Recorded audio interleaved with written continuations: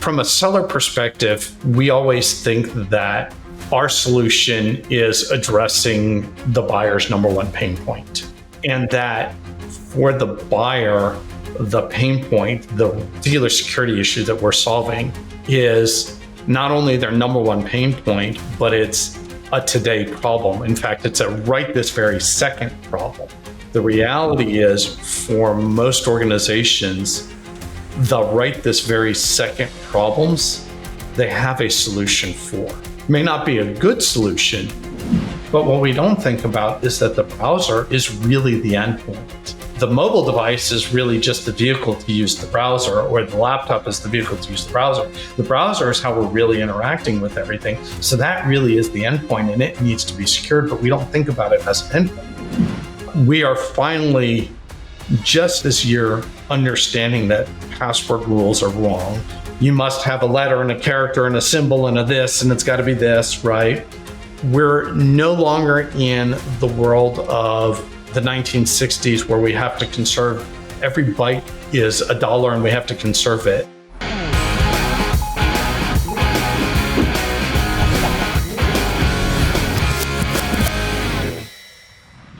From Carnegie Mellon to the front lines of cybersecurity strategy, our guest has spent 30 years helping companies navigate the threat landscape. Jack Poller is founder and principal analyst of Paradigm Technica, where he transforms complex cybersecurity challenges into actionable growth strategies.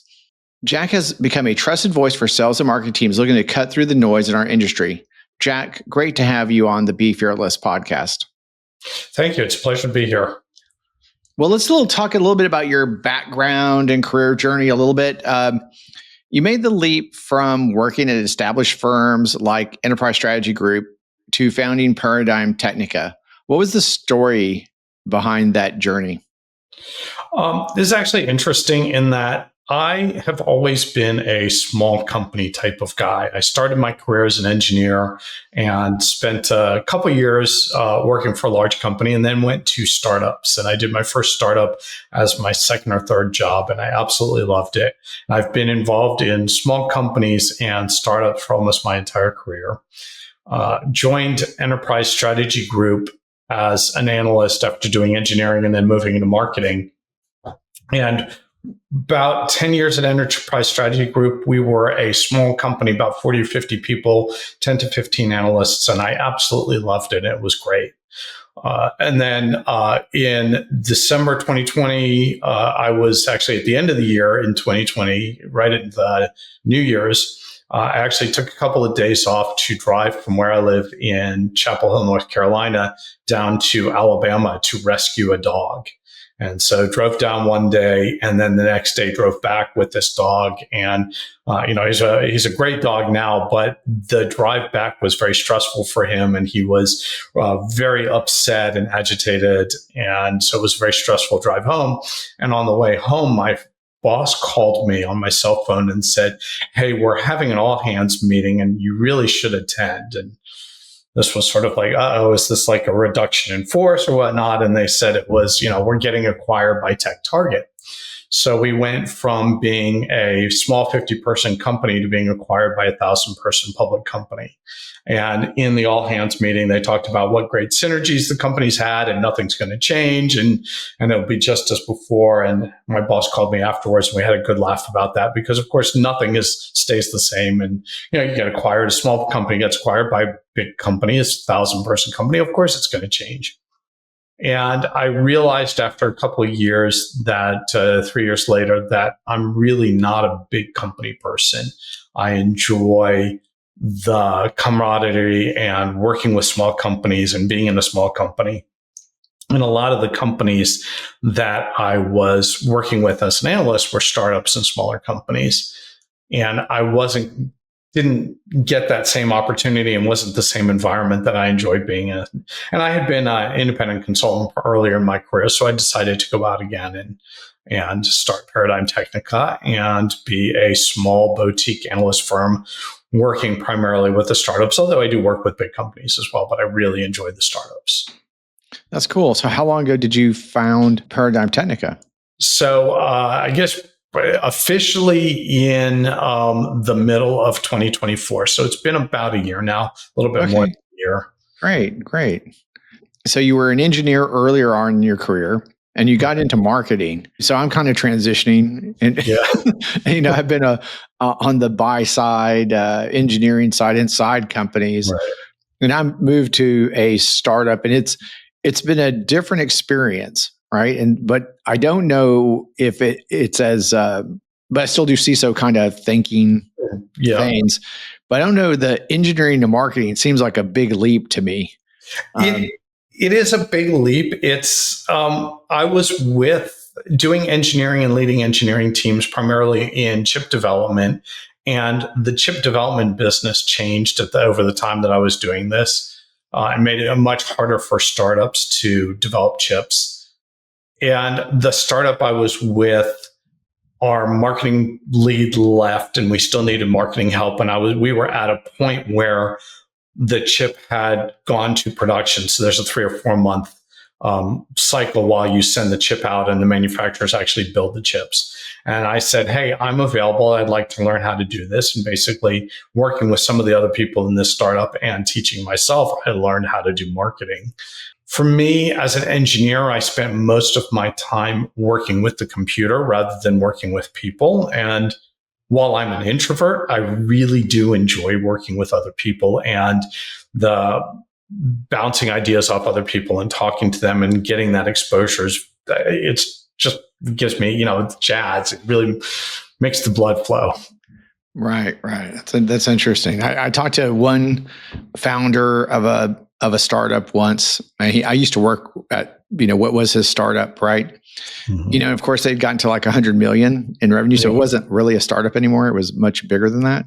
But I remember he moved from doing threat intelligence work to the marketing team. And he always felt like they were kind of similar, like market research and, going after a market was very much like threat intelligence, like trying to figure, but it was just your point of view. It's like, how do you use the data? What are your indicators and those kinds of things? So I thought that was an interesting way to think about it. It is. There's a lot of similarities. I think for me, one of the big differences is you get to be in marketing, and as an analyst, you have to be both a tactical thinker and a strategic thinker at the same time. As an engineer, an architect thinks fairly strategically, but the implementers, the hands-on people writing code, it's very much a tactical exercise. You're very focused on that particular task and don't often get to see the bigger picture. And I really do enjoy the bigger picture view as well. Right. Well, from all the market research that you do, right, what's the biggest positioning mistake you see cybersecurity companies making? I think the biggest challenge right now for most companies is we've spent the last 30, 40, 50 years training buyers and training marketing and sellers to market and sell on fear, FUD, fear, uncertainty, and doubt.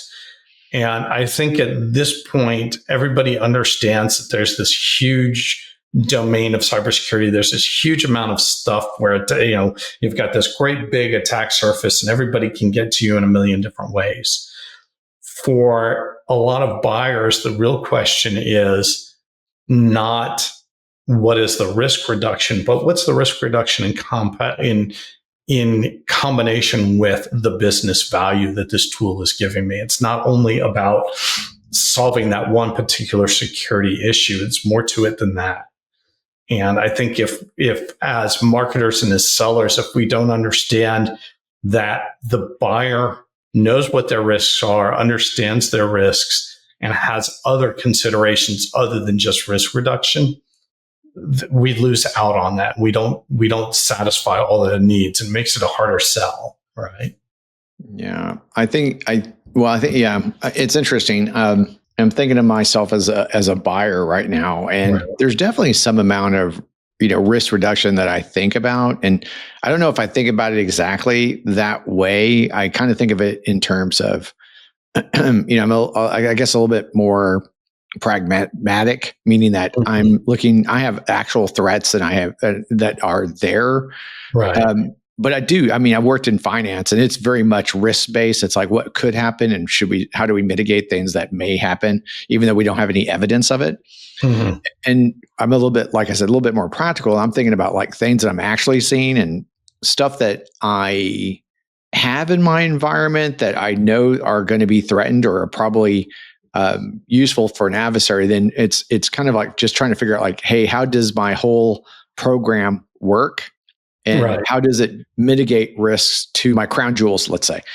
Interesting thing is that, from a buyer perspective or from a seller perspective, it's, and this is the kind of observations that I'm seeing today, is that we have one product that fits somewhere in the defense landscape. Yep. And it's very important to us on the seller side. But on the buyer side, having been a buyer many times, it's part of my strategy, but it isn't my entire strategy. It's not going to mitigate all my risks. It's not going to do that. And I think that what my experience has been, and it's very akin to, I think what you're saying, but correct me if I'm wrong, but I do feel like there is a lot of FUD and a lot of promises, meaning that I have to have their product. Otherwise, I'm at risk. And woe is me if I don't buy their product. Right. But again, like you're saying, it's like I really understand my risk, my environment pretty deeply, as a CISO. Right. Or at least I feel like I do. And I don't know. I think there's often a mismatch between what the sellers think they're going to be offering me and what I'm actually worried about. I think there is. From a seller perspective, we always think that our solution is addressing the buyer's number one pain point, right? Right.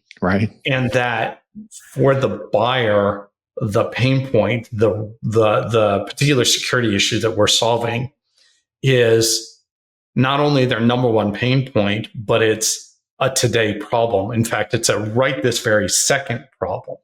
Mm-hmm. The reality is, for most organizations, the right this very second problems they have a solution for. It may not be a good solution, but as a CISO, you've thought about what are my very immediate things, and I've put in place something to control that and mitigate that in some way or another. Then when we think about the strategy and going on, what's our bigger picture look like? From the buyer perspective, I've got 20 different things, and I've got to prioritize those different things. From the seller perspective, it's how do I understand what your list is and where I fit on that list? And then how do I get you to elevate it up from a next decade to next year to next month to this month? Right. And if we don't think about it, if we always go in and assuming as the marketing positioning, if we always position ourselves as and approach every single interaction with the customer as this is the most important problem that you must solve today, and it mismatches you as a CISO, your perspective of that, then we're not going to get anywhere, and we're going to turn off you as the buyer. We're like, this is very important. This is very important. You got to listen to us. And you have 20 different people screaming at that same message to you. And so that's what I mean is talking about it in different terms. What's the business value? What else? Where does it fit in the bigger picture? Right. As opposed to, it's always about the fear of if you don't put this control in place, you're going to get breached, et cetera. Right. Right. Yeah. I think what I'm hearing is that nothing would make the seller happier than having a transactional relationship, meaning I have a problem, they have a solution, and everything works out well and the sale goes fast. Yep. Right. I think that as a buyer, just like you're saying, it's like I have lots of problems, and I have technologies that are shifting over time, meaning that some products are getting better over time, right, and some products aren't getting investments where I need them to have investments, and so I'm probably going to move them out of my organization and replace them with someone that's more aligned to my particular risks or the threats that I'm seeing.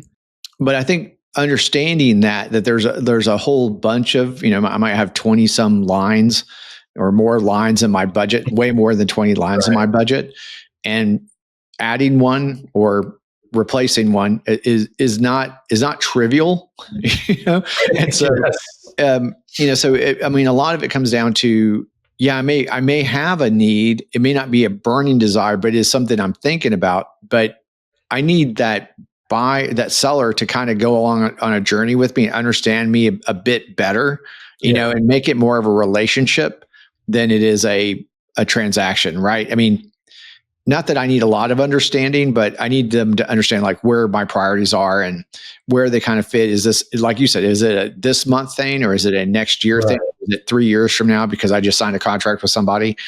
I don't know where it is, right? But the seller doesn't either.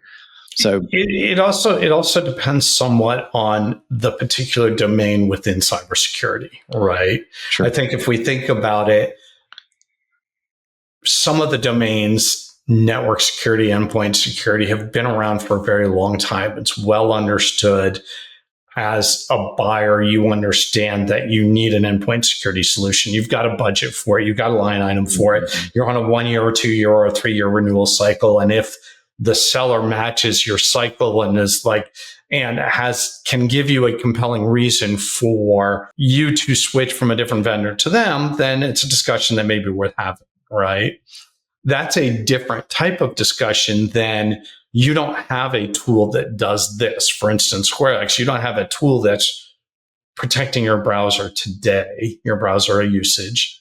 So let's talk about that and understand how that fits in your environment, what your thoughts are about the relative priority of protecting this versus protecting something like your AI usage, right? The other hot topic that we can't ignore. So if you're marketing and positioning it, it's never an all or nothing solution from the buyer's perspective.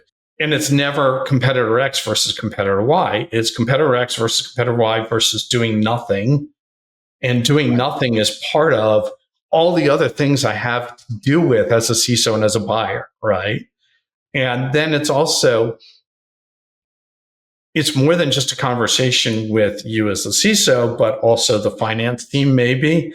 If it's application security, what about the developers that are involved? If it's browser security, what about the IT people who have to go out and figure out how to deploy this? Right. If you, as a CISO, if you just say, okay, I've bought this thing, I'm throwing it over the wall to IT, now you go figure out how to deploy it to my 100,000 people, that's not going to be a very successful engagement, right? Agreed. I'm hoping CISOs are past that where they just throw it across the over the wall, but I can totally imagine it.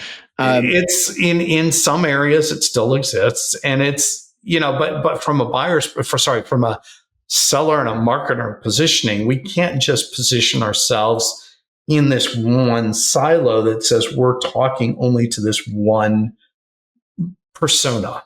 Right? We have to be open to the fact that there are other stakeholders in the buying process. There are other people other people being personas and physical people that we have to talk to. And we have to understand the big picture, where this fits in the rest of the company's needs and strategy, et cetera. Mm-hmm. And also where it fits in with the other tools in their tools chain and their tool stack. Right? If you bring in something that doesn't integrate with all the other tools they have, then that becomes a more painful engagement as well. And therefore harder to sell and position message. Absolutely. And then, so, I mean, we're talking a bit about seller behavior, and we're talking about buyer behavior. Right. From your research, have the way that companies buy cybersecurity changed over the years too? I think it's yes. And I think it's more than cybersecurity. It's actually all of enterprise IT. And I think the big change is that the buyers are no longer me and you with the people with gray hair. They're not of my cohort. They're a much younger cohort now. And these are the people who grew up with mobile devices as their primary form of interaction, not with a desktop computer. They don't even know what a desktop computer is, other than it's for games, right? But it's laptops and it's mobile devices, and it's audio-visual consumption of information rather than written word consumption of information. IT and cybersecurity in particular has all been predicated on, and as you said, it's a relationship-based sale in some aspects, right? So from a marketing positioning, we've predicated our sale on giving the buyer just enough information that they want to go and learn more, and then they'll call us and they'll engage with us as a seller, and we'll just put them in touch with the seller, and the sales guy will get arms around the guy and say, "Here's you're my buddy. Let me get you this," and do the sale. It'll be a very personal sale, and then we sort of marketer, our job is done. But the buyer behavior has changed in that they don't want that small bit of information. They tend to do now a huge amount of research. Buyers typically spend 6 months researching all the different possible solutions to the problems they want to solve before, and they'll make a short list. They'll go down from 6 or 12 different potentials to 2 or 3 vendors before they actually go and engage with those vendors. And so they've done a tremendous amount of research. The more information we give them, the better they can have researched it. And then when they actually engage with us, they're much closer to the buying decision already. And then they want a lot more of the technical, the hands-on, the POC, POV, proof of concept, proof of value type engagement, rather than the introductory speeches, right? So the buyer behavior has gotten much more sophisticated, much more engaged, and they want to consume information differently. They want it as audiovisual, podcasts, video recordings, rather than a 20-page white paper that they'll never read. Right. I think it's super interesting because one of the metaphors that I use about being a cybersecurity buyer, it's like going to Home Depot or Lowe's. I'm gonna build a house, my security strategy, and I'm gonna go into Home Depot and Lowe's, and I'm just gonna go up and down the aisles and just kind of find things that, I need to build a house. I need some lumber. I need some, wires for electricity. I need some plumbing. I have all these things that I need for my cybersecurity strategy. And I think a couple of things are kind of confounding us. It was a different world where you didn't have plumbing, you didn't have electricity, and all you had was, trees that you had to cut down and, make a house out of, right? Much simpler decision-making process. Yes. Today's world, if I want to go buy any kind of, thing at Home Depot, right? Whatever it is, a coupler or whatever, it's like I have different material choices, different color choices. I have, like you said, I have other stakeholders involved. I talk to my wife about what color she wants this to be, right? And then I have an incredible amount of information at my fingertips between Google and YouTube, right? Right. And, the world became much more inundated with products. We have both products that, again, from a cyber perspective, there's a business strategy, there's a technology strategy that follows it to deliver the business value that they want. And then it comes to the cybersecurity strategy where I'm trying to figure out, how do I protect all this stuff? And because of the cloud and SaaS products and the way that we deploy IT today, there's just so many options on the IT strategy. And then I then have to couple that with my cybersecurity products. I have lots and lots of different configurations and other kind of things that I got to think about and how it's going to work with X or Y or Z. Will it work with X or Y or Z? It's a much more complicated environment than I think it was definitely, 10, 15 years ago. I mean, there were many fewer products and many fewer cybersecurity things and, to buy to kind of augment my technology strategy. So I think that there's a lot of noise in the marketplace. There is, and I think your analogy is great in that not only is there noise in the marketplace, there is an assumption that it is exactly like a Home Depot in that we assume the buyers are going to be the general contractor. Right.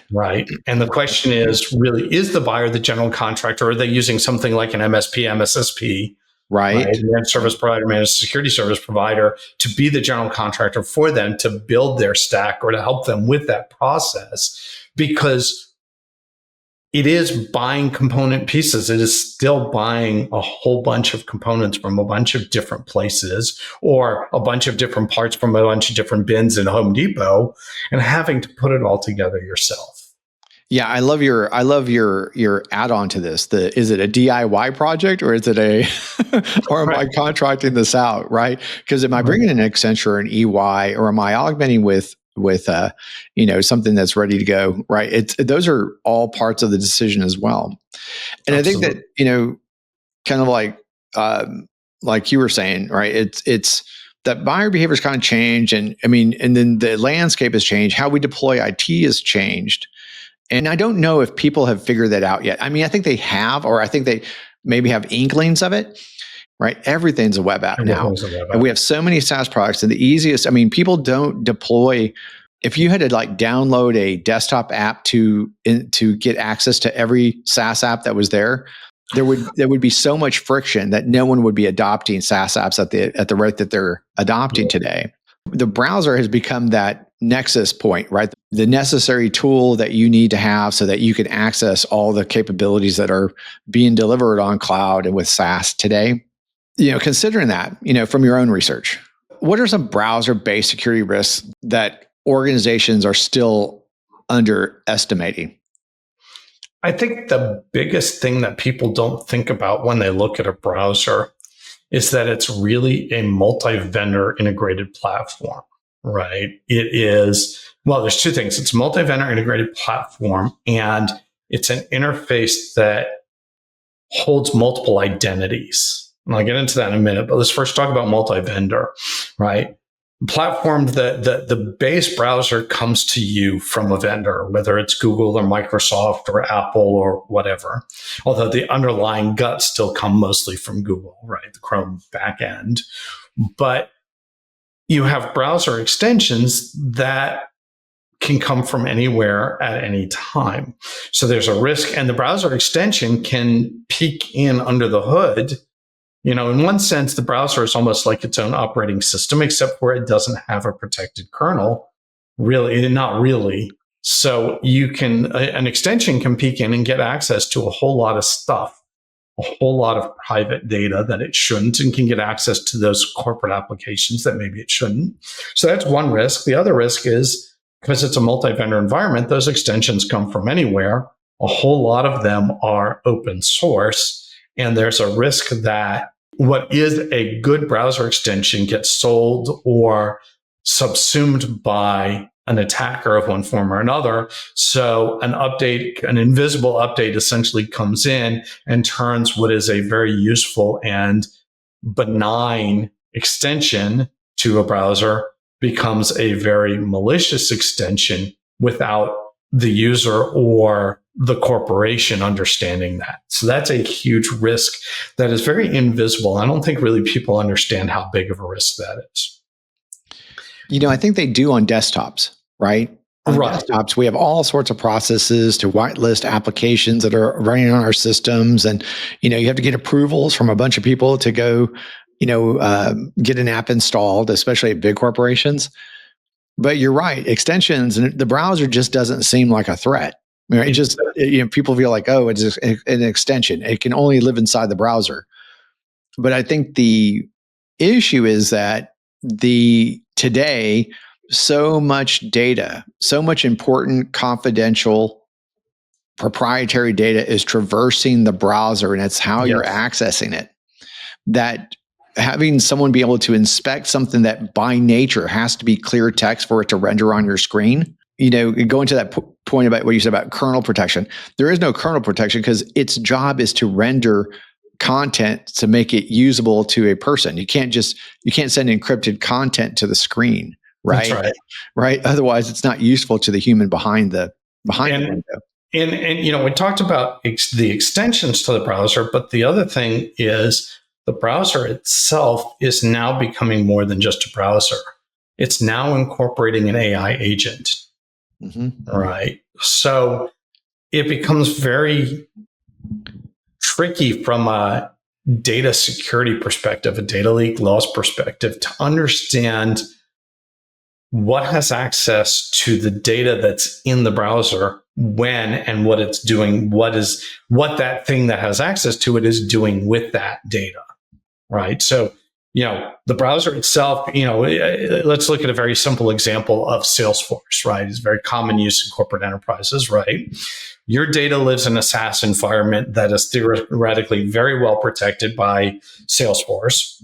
And you've got a very complex identity access control scheme that says who can see exactly what. You, as representative of your company, have access to Salesforce. You look at a company account, you get all of the data associated with one of your key clients, how much they spent, all of that stuff. That gets rendered on your browser, gets sent to the browser, even though it's over an encrypted connection. As you said, eventually it has to turn into clear text so it can display the actual text on the browser screen. At that point, the extensions have access to it, and the AI agent has access to all of the data on that screen, as well as having access to your identity that can go and make API calls or direct calls back and forth that may not be being rendered, but is still being an interaction between the browser and the Salesforce API and app. You end up in this situation where if you have an unsophisticated IT and or security team that is thinking more in the basics rather than in the esoterics, they don't understand, and it's not necessarily esoterics, it's just a more complex type of a risk that we're talking about here, that there are all of these things in the browser. And then the other thing which I mentioned about the identity is users take on multiple digital identities through the browser. You have your personal identities that you're using on your day-to-day basis for Facebook or Google or Amazon or Netflix, right? And then you have the corporate identities. And a user does not necessarily want to have a separate browser for their corporate environment and a separate browser for their personal environment. That's just very clunky and hard to deal with. So they want to use the same browser, and they do all the time unless corporations prevent them from doing that. I'm particularly concerned about social logins, particularly for corporations that use Google Workspace, where you have a personal Google login and a corporate Google login, and you've used login with Google to get access to your Netflix, whatever it is, your personal stuff, where you can inadvertently use your corporate ID on a private environment, or your private, on your personal stuff, or you can inadvertently use your personal ID in your corporate access to stuff. And that commingling of the identities is another browser-based risk that we don't think about a lot. Right. And kind of going a step further from that, right, is the going to just having so many SaaS apps that are available. And again, SaaS apps want you to enroll, right? Yes. So they make it easy to use those social logins, like sign in with Google or sign in with GitHub or sign in with Microsoft or sign in with Apple. They want you to use that because that gives them the information that they need so that they can enroll you as a user. That also comes with risk because there's going to be legitimate Adobe's website or Microsoft or the big vendors that we would expect to see inside our corporation. I think there's some good examples of players in the market that you expect to be in your enterprise environment. Then you have a lot of SaaS apps that are just kind of fly by night, just like the extension universe. There might be SaaS apps that started, they might be providing something, they might be transferring their ownership to some other party because it's just not doing what they expect it to do or whatever. But those are where there's some risk where you not only give them access to your credentials, right? But there's also OAuth scopes, right? Where you might inadvertently give them too much access to your Google Drive so that you can do a flow chart online, as an example, right? But now they ask for permissions for all of your Google Drive, not just the permissions that needed to read or write from a particular area. Right. You've just connected your entire Google Drive to this SaaS app, which is something you can do with the AI apps as well, all the LLMs, the chatbot LLMs, right? So that you can, so now do you inadvertently connect your entire corporate Google Drive or Microsoft OneDrive and expose that to a SaaS app or to a chatbot or whatever. Right. Or like you said, Gen AI.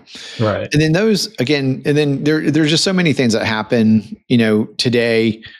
We're at the beginning of the journey with Gen AI, right? And we're still trying to figure out how to get the right kind of guardrails in place and make sure we can secure it. And there's definitely, a belief that we don't even really understand how Gen AI actually works, right? And so it's like, hey, how do we secure it, right?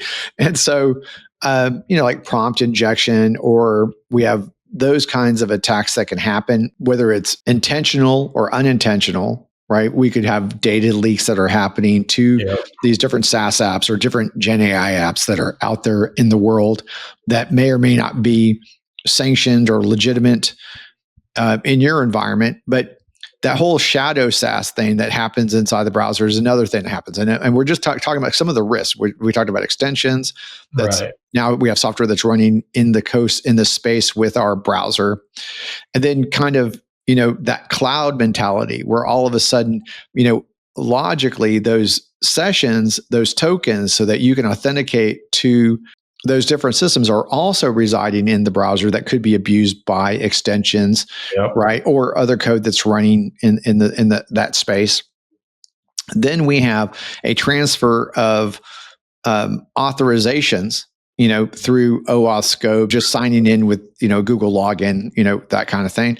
Then we also have because there's SaaS apps that do 7-day free trials, and they may be part of your, we haven't talked about this yet, but 7-day free trials, right? For, let's say Adobe Creative Studio, right? And they're part of your login, they're part of your sanctioned environment. You might have users that are using it, but when you hit, login free for 7 days, then you have the transfer of financials to where you're now signing up to something that's part of your corporate scope. Now we've done a transaction just by signing in that we also weren't able to control, right? So there's lots of activities that are happening in and around the browser or through the browser that represent what we talked about a little bit about confidentiality and maybe integrity kind of threats to our data. Loss of control of data, loss of control of credentials. But there's also a little, some financial risk, and then definitely, the possibility of reputational risk if you're going to an illegitimate, unsanctioned app that's hosted on attacker infrastructure that gives you that Gen AI tool that you're looking for, right? A marketing tool or something like that. That it's like there are so many risks there that we're not able to control with traditional security tools like EDR and SWGs and two things that you said I think are very interesting. One is you started putting things in terms of what we in the security always talk about, which is the CIA triad, right? Confidentiality, integrity, availability. And that is a pure cybersecurity perspective. But it is not a business risk perspective. If you just highlighted, there's financial risks we don't think about, right? Is we have made it so easy for people to sign up for these things that, and if you're an employee of a 50,000 person company and they say, hey, you can, click here and you can sign up with your corporate ID to Adobe, right? Well, now you're on the hook for $100 a month for Creative Studio or whatever it is. I get to play with all the Adobe tools for my own personal use. I don't need it for my job, but you gave it to me and it costs me nothing. But it costs the company a lot. If 20 people or 100 people do that, that's real money, right? No, absolutely. It definitely turns into real money. Right.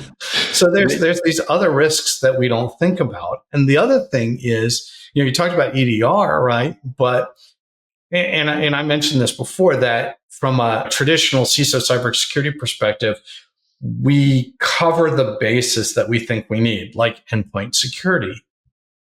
And we have an endpoint tool on our laptop, PC, Apple, MacBook, whatever. We don't necessarily have as much on a mobile device, but we do think about it.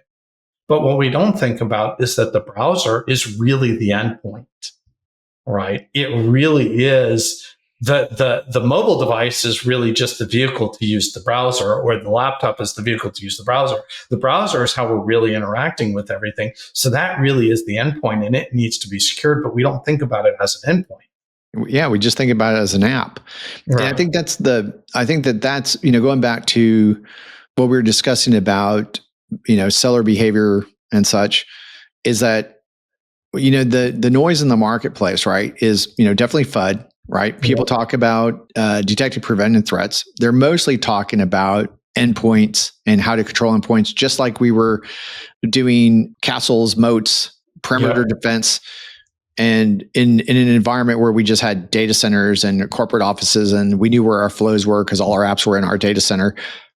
We're still acting like that, even though the landscape and how we deploy technology and how we consume technology has changed, right? Mhm. Whereas the browser, like you're saying, it's like most of the time that we're spending on a computer today is in a browser. Maybe like 80% of our time is inside of a browser. And I think that subtle shift in how we operate and where our users are actually operating, I think that's what I think is missing today is those nuances. I mean, it was a slow change over a long time, and we complain about it. As a buyer, I know that I complain about, as an example, my Microsoft M365 contract. And I have E5 licenses that has so many features and stuff that's as a bundle that it would be 100%. Like, I don't know how I would extricate myself from that when Entra and Exchange and Outlook and everything's kind of tied into it. It's like I can't really extricate myself from that relationship, and I'm being forced into a SaaS environment, which we want from an IT perspective, we want from a business value perspective, but from a security perspective, it's completely changed how it is that we need to be thinking about defending. Absolutely. And, yeah, so it's definitely a different world. And I think that's, thank you for your thoughts on that. So the other thing that we talked about a little bit was like, there's different personas that are involved. And a lot of times we think that we have a executive buyer and the CISO and maybe the CIO, right? But there's other personas. We talked a little bit about the, chief financial officer and getting through finance. But, I think when it comes to procurement in particular, and getting through that buying process, what questions should buyers be asking that they're not asking? One of the things I think buyers miss is, so there's two things. One is what comes next after I buy, right? So what's the level of effort to get this thing deployed, rolled out there? And I know a lot of people understand that in some sense, but it's really, and it's both a buyer and a seller thing. Is everything in it, there's this gigantic milestone of purchase, right? So we have all this activity leading up to this milestone. But as we approach this milestone, we don't think about what happens after that milestone, right? Mm-hmm. Now we've got a purchase. Now what? Right? Now what do we do? What's involved in this? The second thing I think that from a security team perspective, I think we typically understand the security implications of our products that we're buying. From a security team perspective, is the tool that we're thinking about and we're about to buy, is this going to increase our workload or decrease our workload? Right. And I think that's a critical thing. I look at lots of product categories, and lots of products where the tool seems like it's the right thing to do, but can only increase the workload. That's the way the tool is designed. Yes. Right. So if you look at categories of tools, vulnerability management, right? The very first thing the tool does is goes and says, you didn't know about all this stuff. Here's a whole bunch of stuff you got to go solve. So that's now a whole new workload that it just added for you. And how are you going to manage that? How do you prioritize that? How do you think about that workload that you just added to your team's environment? Who owns that? Who's responsible for it? What's the measure of success is the other part of it, right? How do you know that that tool is doing what you said it's supposed to do? And is it giving you the results you want? I think that's a big disconnect between buyers and sellers as well. Is buyer definition of success can be very different than seller definition of success. Yeah, I like your example. I definitely feel like I've been in many organizations where we bought something and it was just shelfware. It never Yeah. got deployed, right? Or it only got deployed partially, or it erodes in value over time because, as the IT people are deploying more systems, it doesn't get installed consistently, right? Right. There's lots and lots of just maintaining that life cycle about it, right? Just maintaining the deployment so that you can get the value out of it. And you're so right. Every time you add a tool, you're expecting something's going to happen, right? It's Right. either going to increase your workload or it's going to decrease your workload. And there's some outcome that you are trying to achieve with that tool. And what is that measure of success? I love the way that you're thinking about that. And you do need to be thinking about, because the technology is not going to do anything by itself. It's actually going to be part of a process, and that process should have an outcome. And the outcome should be, in the case of vulnerability, it should be a reduction in the number of vulnerabilities that I have in my environment. That's what discovery and Well, see, and see, I'll make an argument against that though. Is if I eliminate a vulnerability in an air-gapped machine that's in the test lab, does that matter? Yeah. Right? I have decreased the count of the vulnerabilities. Have I done anything to change the risk perspective of the company? It depends on where you are, right? If you're Exactly. And I military hate using it or depends, but it critical does depend. infrastructure, Right? then they would, definitely attackers are trying to get into your air-gap machine in some way, right? I mean, there's definitely that sense of security that if you have an OT system that's not connected, that you're safe. And hardly ever is it really disconnected. There's usually some access to it, but so it depends on the environment, right? But I think the other, kind of just continue on the thought, I think Please. the other thing that people need to be thinking about is not just like, hey, how do I get into it? What my outcomes are? Is it creating workload or more or less workload? I think those are good questions to have. But I think the other aspect that people don't really consider when they're making a buying decision is, what's the divorce look like? What's my prenuptial agreement look like? You know what I mean? Absolutely. Yes. It's because sometimes you're making a decision that have 10-year consequences, like buying an IDP or something else to help you with your identity or your workforce identity or your consumer identities. Those things are like really long-term decisions.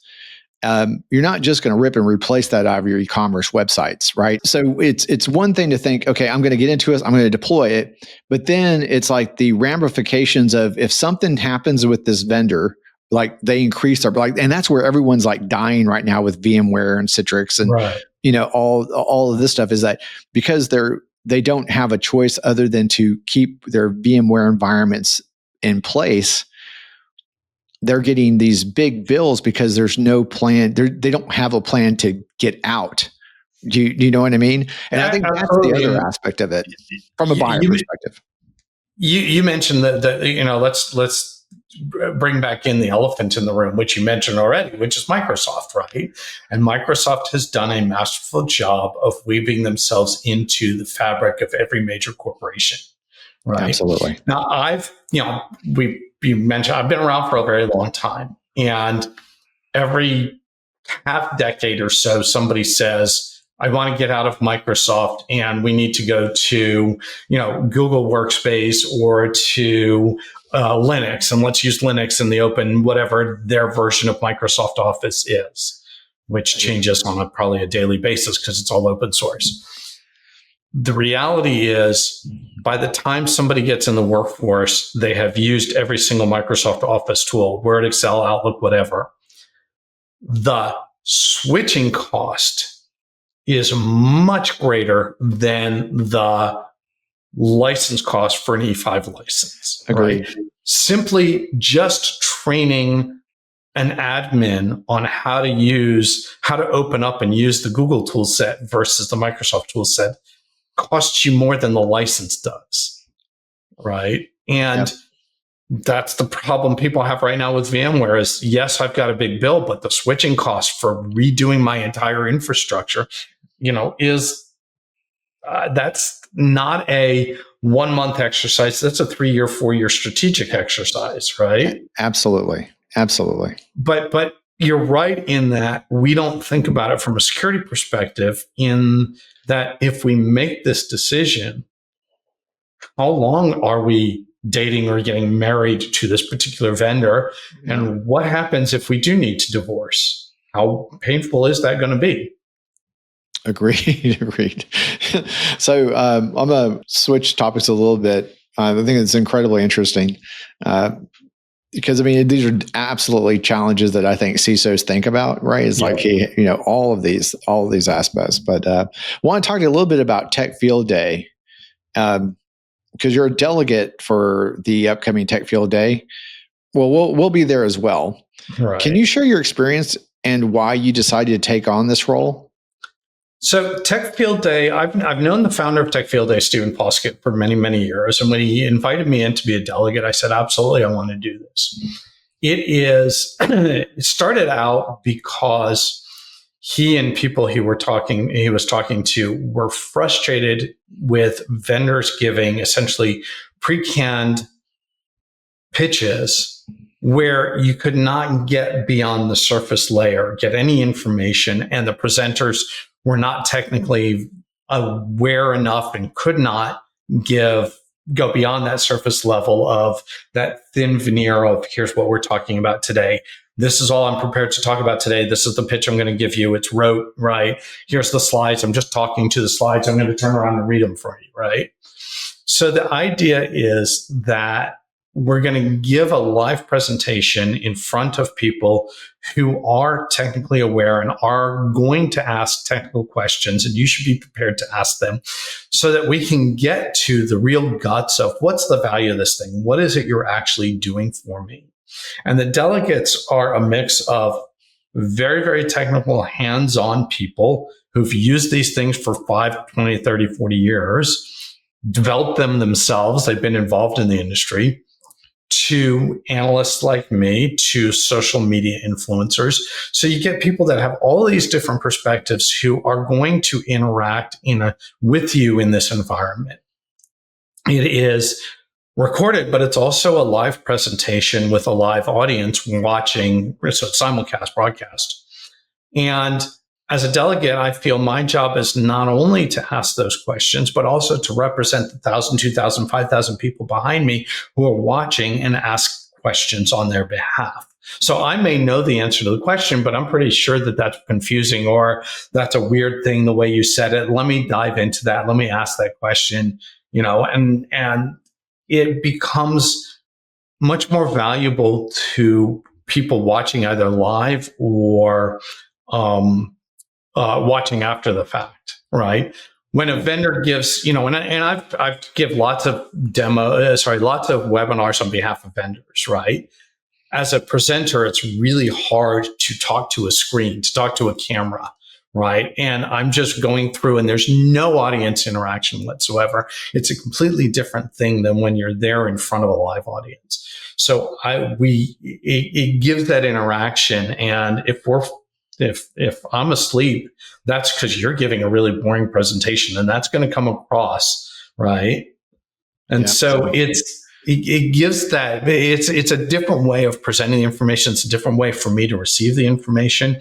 It also gives me an opportunity to exercise my technical chops and my to satisfy my technical curiosity. Whereas an analyst, I tend to be at a higher level because I need to understand more of the marketing strategy, the go-to-market messaging, positioning, all those issues. This tends to be a lot more in the let me understand the product itself type of thing. Right. Yeah, I'm excited about our involvement there. It is an interesting experience. I think vendors find it valuable both because it's that different type of presentation. It is in one sense, it's very high pressure. In one sense, it's a no pressure, right? Because none of us are going to sit here and say at the end of the presentation, we're not going to say we're buying and we're not going to say we're not buying, right? So because we're not people, we're not putting money on the table. On the other hand, you are presenting to people who are influencers who will influence the public, and you're putting this out there in a live and recorded presentation. So if you're not on your game, you're going to come off looking not so good. And right. So it really does provide the vendor an opportunity to put their best foot forward, show the technology and the value of the technology, not just say, this is what we do and this is how we do it, but here's why it's important to you, why this matters to you. Agreed. So after 3 decades in this industry, what's one piece of conventional wisdom about cybersecurity that you think is completely wrong? Ooh. I think it's, there's 2 things. We are finally just this year, understanding that password rules are wrong. Password rotation is wrong, complex, right? You must have a letter and a character and a symbol and a this, and it's got to be this, right? We're no longer in the world of the 1960s where we have to conserve every byte is $1 and we have to conserve it. There is no excuse for password fields that are 8 or 12 or 16 characters. A password field should accept 1,000 characters if somebody wants 1,000 character long password. It should never be length limited, because the longer it is, the better it is. And password rotation is the biggest problem. Forcing people to rotate passwords means that all they do is they append a numeric sequence behind their favorite password, and it's very easy to compromise, right? So that's a big problem. I agree. I agree with that. That conventional wisdom is definitely outdated, for sure.